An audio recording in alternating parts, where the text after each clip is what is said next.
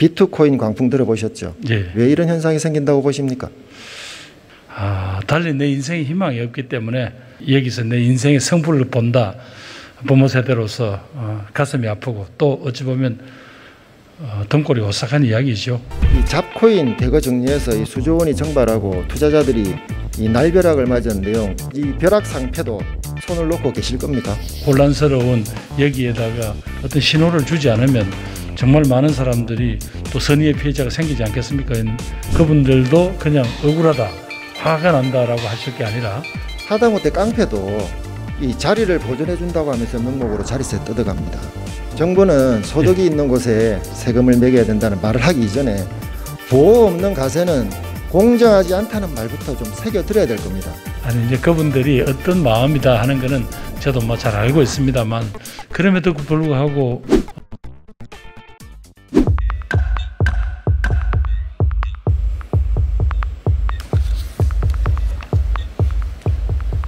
이 빚을 내서 코인에 투자한다는 비트코인 광풍 들어보셨죠? 예. 왜 이런 현상이 생긴다고 보십니까? 얼마 전에 이제 TV 프로에서 고 세대들 인터뷰한 바에 따르면 달리 내 인생에 희망이 없기 때문에 내가 여기서 소위 여기서 내 인생의 성불을 본다. 뭐 이런 심리다라는 걸 봤습니다. 참 부모 세대로서 가슴이 아프고 또 어찌 보면 등골이 오싹한 이야기죠. 예, 우리 자식들이 이런 고통 속에 있는데도 우리가 좋은 찬스를 못 만들어주고 있는 것이 오히려 그게 부끄럽고 죄송합니다. 저도 책임이 있다고 봅니다. 제가 보기엔 문재인 정부 들어 일자리 부동산 정책 실패, 이것이 심각한 청년 취업난과 고용 불안정, 주택을 비롯한 주요 자산 가격 폭등에 정말 2030 세대들이 닥치다 보니까 이 경제적 좌절감 말씀하신 이 코주부라는데 코인, 주식, 부동산 그걸 코주부라고 합니다. 특히 이 코인이라는 위험 투자를 감소하게 되었다고 생각합니다. 자료 보시면 알겠지만 실제 올해 1분기 4대 가상자산거래소 신규 가입자 2030 세대가 10명 중 6명이라고 합니다. 총리님, 정부가 지난 2017년 9월 코인 광풍 불 때 당시 대책 마련하기 위해서 가상자산 관계기관 합동 TF 발족했습니다. 알고 계시죠? 예, 알고 있습니다. 금융위가 제출한 자료에 따르면 그 당시부터 해서 올해 5월까지 총 9차례나 범부처 차원의 대응을 했다고 밝히고 있습니다. 그런 9차례나 걸친 회의의 점검과 대책에 대한 성과가 있으면 좀 이 자리에서 말씀을 좀 해주십시오. 제가 취임하고 난 뒤에 이제 이렇게 전체 어떻게든 이게 과열되는 가상자산 시장을 어떻게든 좀 안정시킬까, 또 거기서 선의의 피해자를 줄일까, 어떻게 하면 거래 투명성을 확보할까, 이런 쪽에 지금 집중을 하다 보니까 그동안 몇 가지 조치들이 어떤 효과를 냈는지는 정확하게 지금 파악을 못하고 있습니다. 죄송합니다.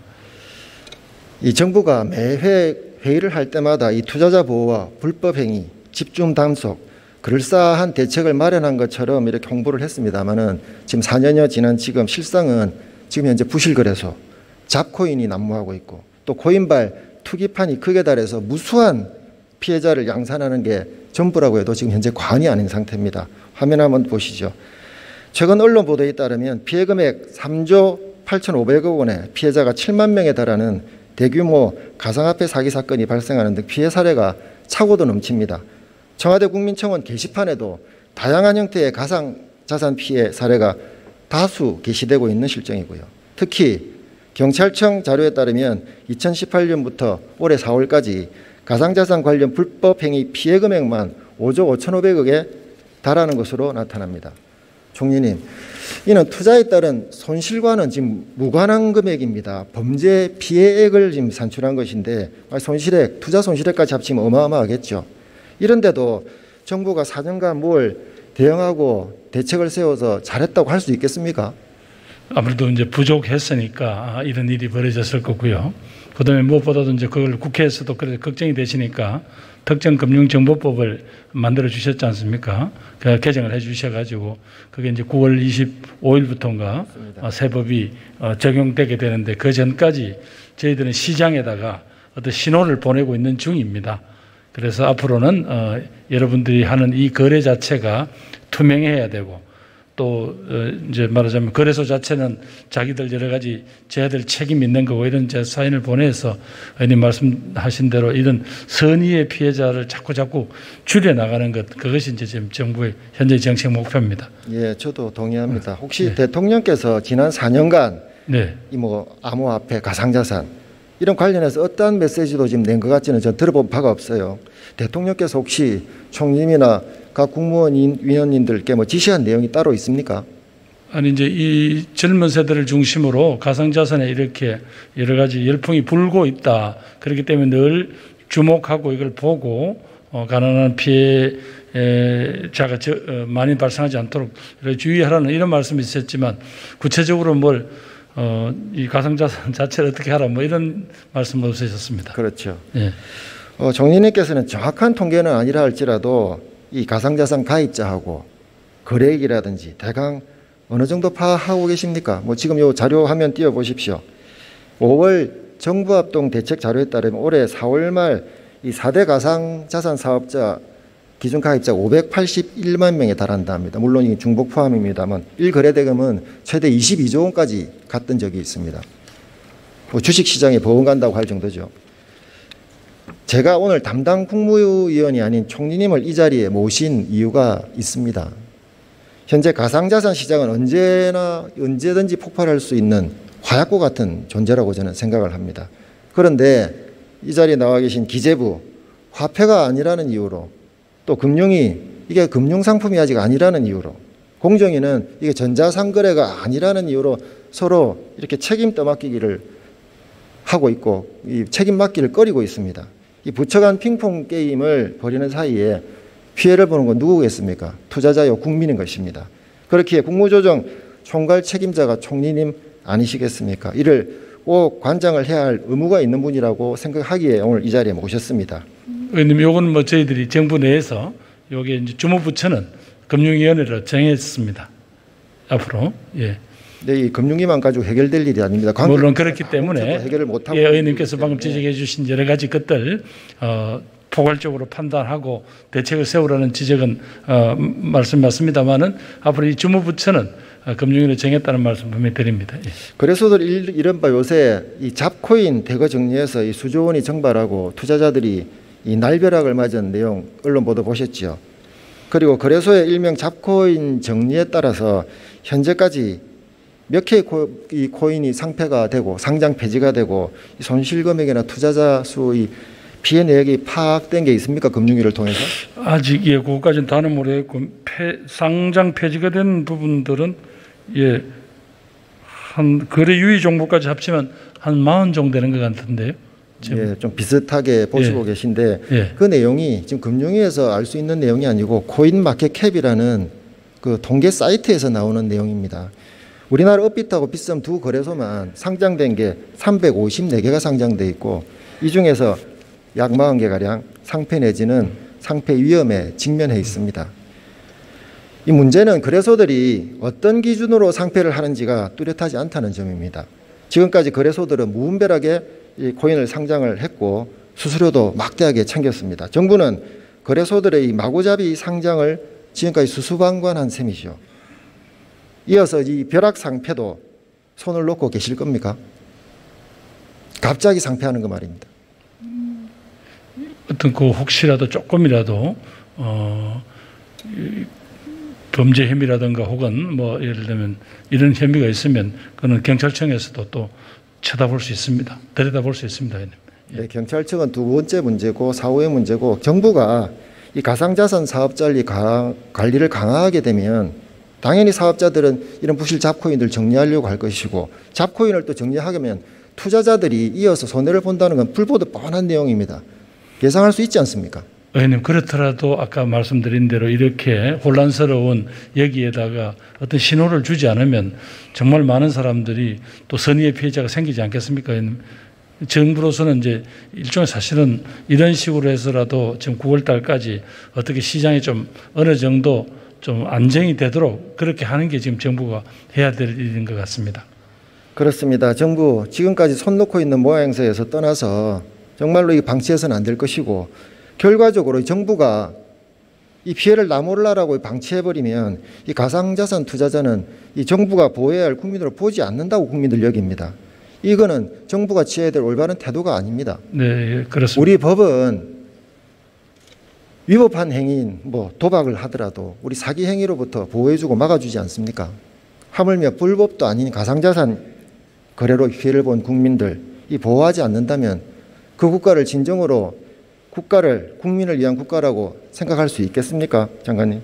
그러니까 총리님. 그래도 워낙 이게 위험성이 많고 전 세계 많은 경제 전문가들이 이 가상자산의 여러 가지 어떤 허점들에 대해서 이야기를 하는데 거기에 대해서 얘기 들어오는 우리 특히 젊은 투자자들이 한 번쯤은 더 고민을 해 주시기를 요청드리는 건 그것도 또 정부의 역할이라고 생각합니다. 물론 투자는 자기 책임에서 하는 거죠. 근데 그 투자에 대한 피해가 아니라 이 범죄에 대한 피해는 예, 그건 저희들이 보호를 해야 된다고 보고요. 예. 9월 24일부터 이 거래소 신고 제도가 시행되죠. 네, 그렇습니다. 그럼 과연 200개 넘는 이 사업소들이 몇 개나 살아남을까요?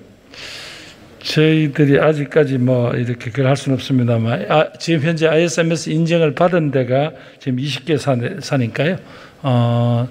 그래도 뭐 하여튼 그 정도 언저리 정도에서는 신고를 하지 않겠나 싶습니다. 예. 그러니까 이게 나머지는 지금 큰 문제로 지금 준비가 되어 있는 화약고라고 제가 말씀을 드린 겁니다. 정부가 지금처럼 손을 놓고 있다면 이 거래소들이 깜깜이 상폐, 기습 상폐, 또다시 이 투자자들이 피해를 보게 됩니다.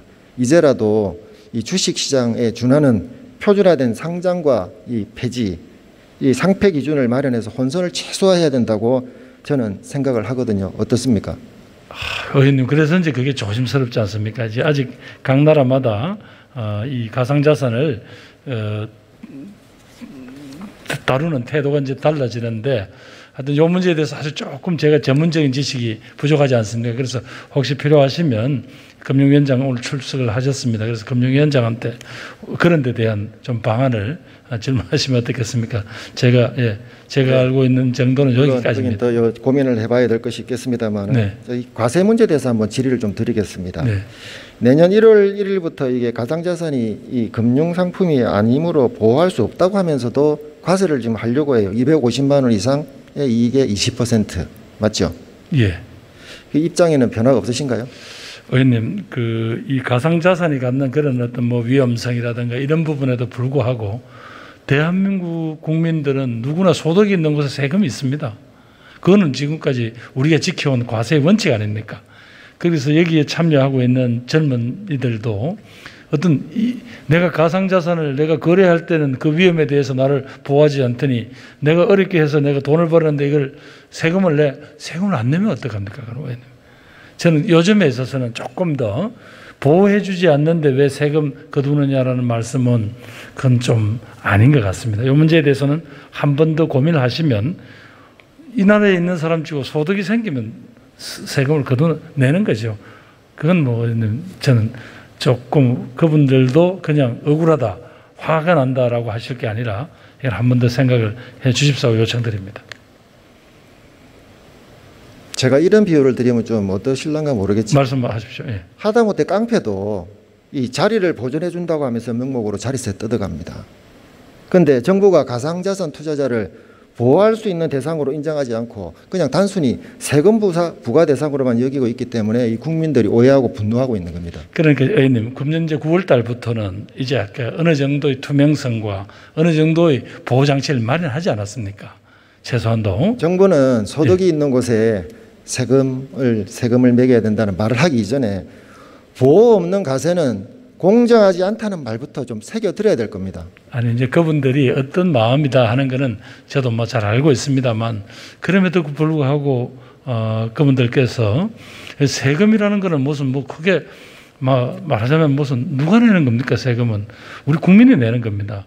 그 국민들은 어디선가 소득이 있으면 참 어떻게 용케 알았다 싶을 만큼 다 세금을 내지 않습니까? 심지어 의원님이나 제가 어디 가서 무슨 조그마한 강연을 해서 그 수고비를 받아도 다 세금을 내지 않습니까?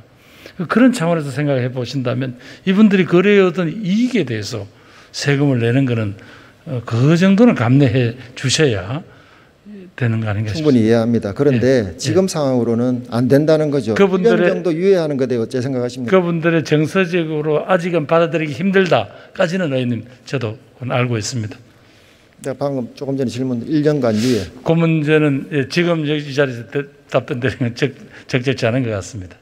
현재로서는 정부 입장을 변화시킬 아직은 그런 입장이 아닙니다. 지금 입법 발의가 되어 있습니다. 1년 유예하는 관심 있게 봐주시고 국회에서 결정을 하시면 뭐 저희들 예, 들어가 주셔서 네. 좋습니다.